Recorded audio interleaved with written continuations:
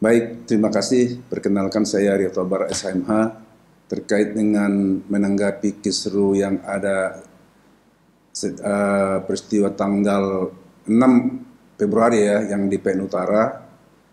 Ya, saya selaku kuasa hukum dari Dr. Ran sebagai terdakwa pada saat persidangan itu ya tentu sangat menyayangkan peristiwa itu sampai terjadi. Ya mungkin kalau saya bisa meminjam bahasa dari ketua kami Paradi Pak Otto Hasibuan yang saat ini cuti, dan karena Pak Prabowo Subianto sebagai presiden meminta beliau jadi membantu kabinet sebagai wamen, yang di mana beliau mengatakan bahwa terhadap peristiwa persidangan yang di di Pengadilan Negeri Jakarta Utara tanggal 6 itu tidak ada sedikit pun alasan pembenar untuk membenarkan itu. Jadi apapun dikatakan itu sudah salah. Jadi saya sendiri sebagai yang ada pada saat itu sebagai kuasa hukum daripada dokteran yang melihat itu rekan saya Pak Firdaus naik di atas meja, saya pun kaget. Dan saya begitu dia turun, saya tegur langsung, Pak Firdaus kenapa naik ke atas meja? Saya bilang. Dia bilang, aduh maaf bang, saya spontanitas karena melihat klien kita ada yang menyerang 2 orang. Ya udah, saya pikir jadi itu saya sendiri pun spontanitas pun itu ya saya tidak membenarkan itu. Namun ya terkait itu seperti pertanyaan rekan-rekan wartawan tadi, ya ada dampaknya yang dimana Mahkamah Agung atas perintah Ketua Mahkamah Agung melalui bagian humasnya memerintahkan kepada Pengadilan Negeri Jakarta Utara untuk segera membuat laporan di Mabes Polri. Dan terkait itu, bahwa sesuai dengan informasi yang kita dengar melalui rekan kita Dr. Hotman Paris Hutapea, yang mana mengatakan bahwa sudah diperiksa ada 3 hakim, dan juga Pak Dr. Hotman Paris Hutapea sudah diperiksa sebagai saksi terhadap laporan tersebut. Itu saya pikir adalah suatu secara hukum normatif, itu adalah diatur dalam hukum acara bahwa rekan kita Dr. Hotman Paris Hutapea wajib hukumnya datang memberikan keterangan terhadap tersebut. Karena itu secara hukum wajib harus datang. Ya kira-kira gitu. Mungkin kan dari kasus kemarin berdampak juga nih dengan pembekuan sumpah advokatnya Bang Rasman yang dicabut. Mungkin dari Bang Rasman sendiri udah konsultasi secara hukum nggak sih terkait itu? Yang jelas saya mengikuti beberapa hari terakhir ini di media. Ya memang apa seperti yang rekan-rekan wartawan katakan bahwa bas daripada rekan-rekan kita Pak Firdaus maupun klien saya polisi pada situ Pak Rasman, basnya Pak Rasman ada di Pengadilan Tinggi Ambon, dibekukannya, dan juga basnya oleh Pak Firdaus sebagai kita sebagai kuasa hukum dari Pengadilan Tinggi Banten dibekukan juga. Namun saya lihat terakhir ini rekan-rekan saya ini sudah melakukan permohonan maaf secara resmi, baik tertulis maupun melalui media, dan bahkan langsung mendatangi datang ke Mahkamah Agung maupun datang juga ke Pengadilan Negeri Jakarta Utara untuk memasukkan permohonan maaf secara tertulis. Dalam hal ini ya saya melihat ya untuk rekan-rekan saya ini ya sangat positif. Artinya mereka sudah menyadari bahwa peristiwa di tanggal 6 waktu sidang Februari di Pengadilan Negeri Jakarta Utara itu adalah kurang pas, dan memang seperti yang tadi saya katakan, saya pikir siapapun tidak ada alasan pembenar dalam hal peristiwa pada saat itu. Jadi ya saya pikir apa tindakan daripada rekan-rekan ini udah sangat pas dan tepat melakukan permohonan maaf. Ya harapannya ya tentu semoga ya Ketua Mahkamah Agung maupun jajarannya dan juga di bawahnya Ketua Pengadilan Tinggi maupun Pengadilan Negeri menerima permohonan maaf mereka. Karena ya saya pikir kalau level-level di tingkat Hakim Agung ini, Ketua Agung kan orang-orang yang sudah memang pilihan, artinya pilihan daripada hal ini mereka ini kan beliau ini kan udah sangat bijaksana orangnya, udah arif karena beliau itu pun dari sisi usia pun udah cukup lanjut rata-rata biasanya di Hakim Agung itu, dan sisi pengalaman pun udah sangat jam terbangnya tinggi, jadi udah bisa mungkin menimbang, mencermati apa permohonan maaf daripada rekan-rekan kita ini. Ya harapan kita ya semoga ya rekan-rekan yang dimohonkan oleh rekan-rekan kita ini dapat dipertimbangkan dan untuk dikabulkan. Ya itu harapan kita.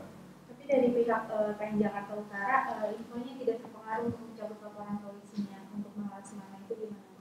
Ya itu kan udah menjadi satu hak daripada PN Jakarta Utara itu tidak mencabut, karena mereka pun punya hak juga untuk membuat laporan, ya kan, sebagai lembaga maupun sebagai masyarakat, kan karena diduga ada suatu perbuatan tindakan pidana, ya. Jadi kalau namanya permohonan itu kan sifatnya sepihak, ya. Jadi kalau ada yang memohon tentu ada ya untuk siapa dia memohon. Masalah itu dikabulkan atau tidak dikabulkan kan tergantung yang untuk siapa dia memohon. Jadi itu namanya sifatnya kebijakan. Ya kalau misalnya Ketua Pengadilan Negeri Jakarta Utara dan jajarannya ya dapat mempertimbangkan menerima permohonan itu menjadi hak mutlak daripada mereka, tidak bisa dipaksa yang begitu. Namanya permohonan itu kan sifatnya ya namanya memohon, ya tinggal ya menunggu aja, bangun komunikasi yang baik supaya berkenan terhadap permohonan itu. Oke Bang, mungkin ini kan nanti tanggal 20 akan sidang kembali ya Bang. Iya. Seandainya nih Bang, hakim tetap menutup persidangan untuk umum, mungkin apa nih yang akan dilakukan sama kuasa hukumnya Bang Rasman? Saya selaku kuasa hukum daripada Dr. Rasman Arif Nasution terhadap kasus dia sebagai terdakwa di Pengadilan Negeri Jakarta Utara, untuk jadwal sidang tanggal 20 hari Kamis, sesuai pertanyaan rekan-rekan wartawan, apabila memang persidangan tersebut tetap dilakukan tertutup, saya pikir kan kita kan secara normatif hukum kan sudah melakukan dalam hal itu permohonan terhadap Ketua Pengadilan Negeri Jakarta Utara untuk memohonkan supaya tak dibuka. Ya itu kan tentu ini seperti tadi memohon sifatnya, ya. Namun kalau misalnya setelah menimbang permohonan tersebut, Ketua Pengadilan tetap misalnya menetapkan bahwa sidang tersebut berdasarkan pertimbangan beliau ya tetap tertutup untuk umum dan tidak live, ya itu kan menjadi hak prerogatif hakim sebenarnya. Jadi itu kita terima, namun hak juga sebagai kita advokat itu hak kita juga untuk melakukan suatu instruksi melakukan permohonan, kan begitu. Jadi hal ini saya pikir, jadi kalau kita melihat sekilas balik tentang peristiwa ini kenapa terjadi, sebenarnya kan saya sendiri sangat menyayangkan, karena apapun ceritanya peristiwa ini kan justru sangat mencoreng suatu marwah daripada seluruh advokat, ya. Jadi untuk itu ya saya pribadi ya yang berada pada saat itu ada di tim itu, ya saya juga pribadi melalui media ini terhadap perilaku ya rekan-rekan saya yang kurang terkontrol dan terkendali, yang tentu tidak sesuai dengan aturan tata tertib yang ada di dalam persidangan, Ya saya juga ya mohon maaf, minta maaf kepada Ketua Mahkamah Agung dan semua jajarannya, begitu juga kepada Ketua Pengadilan Tinggi dan seluruh Indonesia dan jajarannya, juga minta maaf juga kepada Ketua Pengadilan Jakarta Utara dan juga seluruh para hakim yang ada di seluruh Indonesia, karena ini menjadi suatu peristiwa kemarin itu kita anggap menjadi membuat suatu ya potret suatu peristiwa persidangan yang sangat-sangat kurang baik.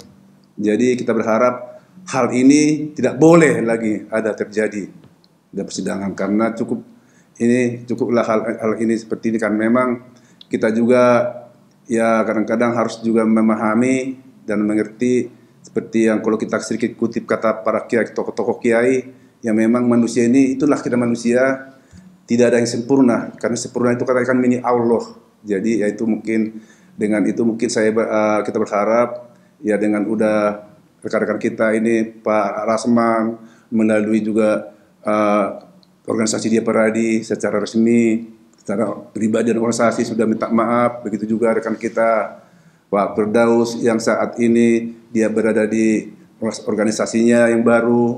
Saya lihat juga udah ada bersama secara pribadi maupun organisasi sudah melakukan minta maaf tertulis, dan mudah-mudahan permohonan maaf ini bisa dapat dipertimbangkan, bisa dikabulkan oleh para Ketua Mahkamah Agung. Karena sebenarnya jujur saya bilang, ya kalau saya pribadi juga melihat kenapa ini ada terjadi, sebenarnya cuma ada sedikit aja sebenarnya ini kenapa terjadi, karena Ketua Majelis Hakim yang mulia itu Pak Ibu Tambunan pada saat itu melakukan langsung perintah untuk melaksanakan supaya sidang ini ditutup. Sebenarnya kalau ada aja waktu itu sedikit dikasih ruang mungkin untuk rekan-rekan yang instruksi yang seperti yang biasa di kita ini kan, kalau saya ini kan bisa sudah 20 tahun jadi pengacara ya, mungkin di dalam bersidang udah ratusan kali, tapi ya baru kali ini yang saya lihat istilahnya sedikit kurang arif majelis hakim yang memimpin. Kalau selama ini kan saya pikir sangat-sangat arif lah, sama elegan hakim-hakimnya ya kan, dan baru kali ini dan kadang-kadang kalau kita melihat, saya dapat memahami seperti majelis hakim yang memimpin persidangan ya Ibu Tambunan ini, memang karena memang orang Medan, jadi memang suaranya seperti kita agak lantang gitu, agak penuh keras ya. Namun ya yang kurang sedikit kemarin, kurang membuat suatu ngasih ruang untuk misalnya para advokat untuk menjelaskan dasar apa untuk instruksi.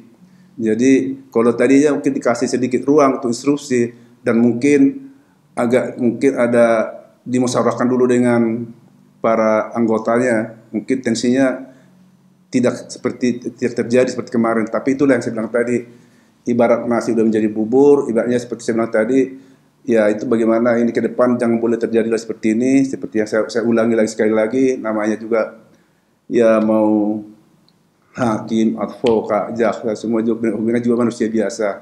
Artinya tidak ada yang sempurna. Seperti yang sempurna itu seperti kata tokoh-tokoh itu kan hanya milik Allah. Jadi saya pikir yang mudah-mudahanlah ke depan kita berharap ya baik di dalam proses persidangan tanggal 20 dan sampai selanjutnya untuk sampai putusan, mari para penegak hukum memperlihatkan suatu acara proses persidangan ini dengan sangat elegan dan profesional sehingga masyarakat nanti melihatnya ya bisa menjadi contoh dan panutan untuk ke depan. Terima kasih. Tapi dari Bang Rahman kan meminta untuk Bang Rasman dan juga Bang Firdaus kan ditahan di baris krim. Mungkin seperti apa pengalamannya? Apakah perlu itu dilakukan? Kalau saya tidak akan tanggapin itu. Karena itu masalah urusan ditahan tidak ditahan itu sudah menjadi hak prerogatif daripada penyidik. Kalau kalian misalnya pengen tahu jawabannya itu atau bagaimana, silakan tanya di penyidik di Mabes yang mereka itu menjadi hak prerogatif mereka.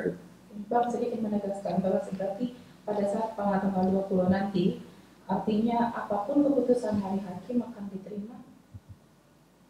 Dan harus diterima, dan itu kan menjadi hak prerogatif daripada majelis hakim. Karena apa? Ya kita kan udah melakukan secara resmi instruksi sudah tertulis. Masalah sebenarnya kan sebagai permohonan. Ya permohonan itu kalau dikabulkan ya syukur, yang tidak dikabulkan pun ya harus diterima. Tidak ada cerita tidak bisa diterima. Itu menjadi hak prerogatif daripada majelis hakim sesuai dengan acara.